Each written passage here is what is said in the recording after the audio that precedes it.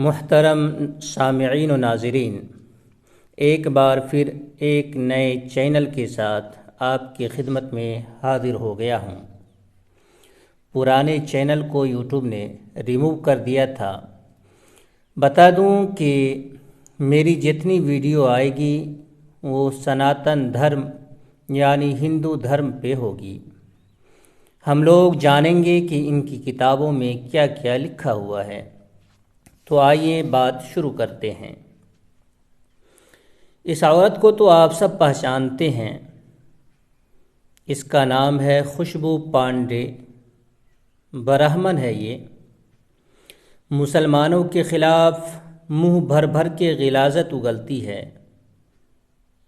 जी भर कर झूठ बोलती है, गालियाँ देती हैं। इसी वजह से कुछ लोग इसको बदबू पांडे भी कहते हैं। पर हमारे लिए किसी का नाम बिगाड़ना जायज़ नहीं है। मैं इसकी एक वीडियो देख रहा था जिसमें ये कह रही थी कि हमारी महान ग्रंथ गरुड़ पुराण को पढ़ो, मुसलमानों को गाली देने के बाद। तो आप देख लें,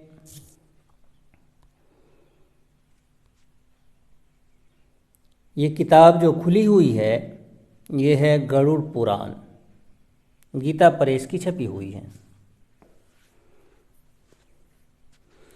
और इस किताब में हम देखेंगे कि इसमें औरतों के बारे में क्या क्या लिखा हुआ, महिलाओं के बारे में क्या क्या आदेश हैं। मेरी वीडियो इस तरह होती है कि मैं इनकी किताबों को खोलकर आपके सामने रख देता हूँ ताकि आप भी देख लें, पढ़ लें और हवाला नोट कर लें। पूरे सबूत के साथ मैं बात करता हूँ। तो आप हजरात से गुजारिश है कि चैनल को सब्सक्राइब कर दें और वीडियो को लाइक कर दें। तो आइए अब हम शुरू करते हैं। शुरू करने से पहले बता दूं कि ये किताब गीता प्रेस की छपी हुई है। ये है गरुड़ पुराण का आचारकांड, अध्याय 95, पेज नंबर 160।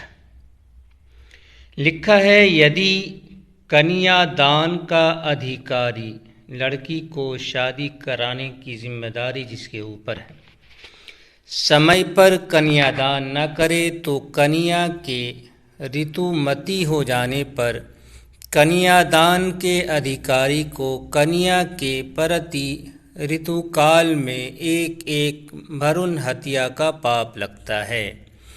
कन्यादान के दाता के अभाव में कन्या को स्वयं उपयुक्त वर का वरण कर लेना चाहिए। भ्रूण कहते हैं जिनीन को, उस बच्चा को जो माँ के पेट में हो। ऋतुकाल कहते हैं माहवारी के बाद के 16 दिन को। तो मतलब ये है कि एक लड़की को अगर हैज़ आ जाए, माहवारी आ जाए और लड़की के माँ बाप, भाई और दीगर लोग जिसके ऊपर जिम्मेदारी है लड़की की शादी न करे तो इन लोगों को हर हैज़ के बाद एक बच्चे को कत्ल करने का पाप लगता है। और इसी किताब में धर्मकांड के अंदर भ्रूण हत्या के मुतालिक नर्क का जिक्र है कि ऐसे लोग किस नर्क में जाएंगे। अब खुशबू पांडे बताए कि कितने लोग तुम्हारी वजह से नर्क में जाएंगे। आगे ये बात भी लिखी है कि ऐसी लड़की फिर खुद लड़का ढूंढ कर अपनी शादी कर ले। और एक बात और ध्यान देने के काबिल है कि लड़कियां उमूमन 12 साल से पहले बालिग हो जाती हैं और हमारे यहाँ, हमारे मुल्क में शादी की उम्र कानूनन 18 साल कम अज़ कम है। इस हिसाब से और इस किताब के अनुसार एक भी हिंदू अब नर्क से नहीं बच सकते हैं। सारे हिंदू अब नर्क ही में जाएंगे। इसी अध्याय के पेज नंबर 161 पर लिखा है, ऐसी कन्या पुत्र चाहती है तो उसका देवर अथवा कोई सपिंद या कोई सगोत्र बड़ों की आज्ञा प्राप्त होने पर अपने सभी अंगों में घी लीप कर ऋतु काल मात्र में उस कन्या के पास तब तक जा सकता है जब तक गर्भ धारण न हो। तो मतलब ये इसमें नियोग के बारे में बताया जा रहा है कि ऐसी औरत जिसको अपने शौहर से बच्चा ना हो तो वो देवर से या किसी भी रिश्तेदार से काम करवा करके बच्चा पैदा करवा सकती है। तो इसका भी आदेश इस किताब के अंदर है। इसी अध्याय के इसी सफ़े के ऊपर यहाँ ये बात लिखी हुई है कि कन्या को ही उत्पन्न करने वाली एवं पति का आहित ही करने वाली भार्या का परित्याग कर दूसरा विवाह किया जा सकता है।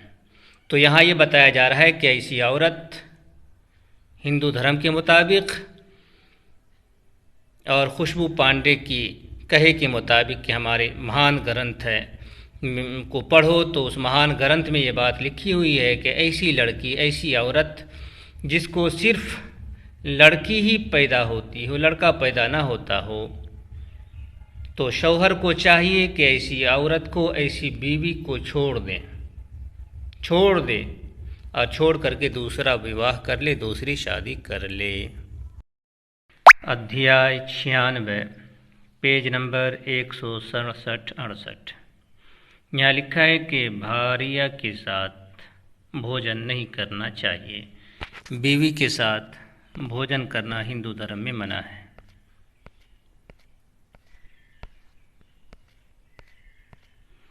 आगे देखिए, यहाँ लिखा हुआ है कि माहवारी में मुब्तला औरत, जिस औरत को माहवारी आ रही हो, हैज़ आ रहा हो, उस औरत का छुआ हुआ भोजन खाना नहीं खाना चाहिए।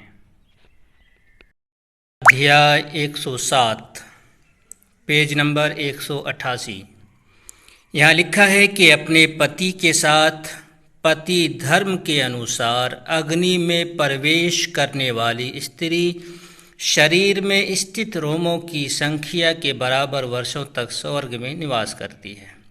तो यहाँ उन औरतों को जिनका शौहर इंतकाल कर गया हो, उन औरतों को आदेश है कि अपने शौहर के साथ जिंदा जल जाए। ये है हिंदू धर्म। अध्याय 109 पेज नंबर 199 इसमें लिखा है कि स्त्रियों की रक्षा के लिए धन का उपयोग करना चाहिए एवं अपनी रक्षा में स्त्री एवं धन दोनों का उपयोग करना चाहिए। तो यहाँ ये बता रहे हैं कि एक इंसान को अपनी जान की हिफाजत के लिए अपनी बेटी, अपनी बहन, अपनी माँ वगैरह को देना पड़े किसी दुश्मन को, और इसकी वजह से जान बच जाए, तो अपनी जान बचा करके इन सब को दुश्मन के हवाले कर देना चाहिए। इसी अध्याय के अंदर आगे देखते हैं,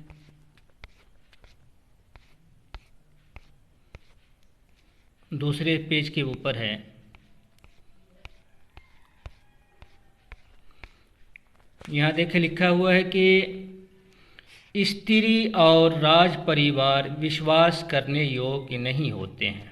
यानी औरतों पर आप हिंदू धर्म के अनुसार हिंदू लोग औरत पर विश्वास नहीं कर सकते हैं कि वो विश्वास करने के लायक नहीं है। औरत विश्वास करने के लायक नहीं होती है। इसी अध्याय में ये बात भी आई है कि चोर का वध ही उसका दंड है। आगे देखें, यहाँ लिखा हुआ है कि दुर्जन, शिल्पकार, दास तथा दुष्ट एवं ढोलक आदि वाद और स्त्री आदि सम्यक अनुशासन से ही मृदु स्वभाव को प्राप्त करते हैं। ये सत्कार मात्र से मृदु स्वभाव वाले नहीं होते हैं। तुलसीदास ने ढोल, गंवार, शूद्र, पशु, नारी वाली बात यहीं से ली है। किसी स्मृति में भी ये बात आई है कि पत्नी को प्यार के साथ साथ पिटाई भी देते रहना चाहिए। पर हमें बात करनी है, दिखाना जो है वो गरुड़ पुराण से है, इसलिए हम यहाँ इसी किताब को दिखाएंगे। यहाँ भी यही बात आई है कि सिर्फ मोहब्बत से काम चलने वाला नहीं है, साथ में कुटाई पिसाई भी ज़रूरी है। यहाँ देखिए कितनी मज़ेदार बात आई है। यहाँ लिखा है कि जैसे लकड़ियों के अधिक से अधिक ढेर को प्राप्त करके भी अग्नि संतुष्ट नहीं होती, नदी समूह के मिलने पर भी समुद्र तृष्णा रहित होकर संतृप्त नहीं होता, यमराज सभी प्राणियों का संहार करके भी आत्म संतुष्टि प्राप्त करने में असमर्थ है। ऐसे ही, अब यहाँ देखना है, ऐसे ही नारी असंख्य पुरुषों के साथ संपर्क करके भी संतृप्त नहीं होती। यहाँ औरतों के बारे में ये बताया जा रहा है कि औरतों को अगर बेशुमार लातादाद मर्द मिल जाए संभोग के लिए, तब भी औरतों की तबीयत नहीं भरती है। तो बताए खुशबू पांडे कि आपका क्या कहना है, आपकी क्या मत है इस बारे में। आगे अध्याय 110 में तो हद ही हो गई। यहाँ तो औरतों को आवाज़ उठाना ज़रूरी है। इतना बड़ा अपमान और कहीं आपको देखने में नहीं मिलेगा जो अपमान यहाँ किया गया है। यहाँ लिखा है कि वो कुल पवित्र नहीं रहता जिस कुल में स्त्रियाँ ही उत्पन्न होती हैं। यानी जिस ख़ानदान में सिर्फ लड़कियाँ ही पैदा होती हैं, वो ख़ानदान पवित्र नहीं रहता, वो पूरा का पूरा ख़ानदान नापाक होता है। इतना बड़ा अपमान आपको और कहीं भी देखने को नहीं मिलेगा जो अपमान यहाँ हिंदू धर्म ने औरतों का, लड़कियों का किया है। अध्याय 114 पेज नंबर 206-7-8। यहाँ लिखा है कि माता, भगिनी अथवा पुत्री के साथ एकांत में एक साथ नहीं बैठना चाहिए। माँ, भगिनी, बेटी। वजह नीचे है, क्योंकि इंद्रियों का समूह बलवान होता है, वो विद्वान को भी खींच लेता है। तो ये बात है। आगे यहाँ लिखा है कि हैज़ वाली औरत के मुंह का दर्शन, यानी औरत को देखने से उम्र ख़त्म होती है।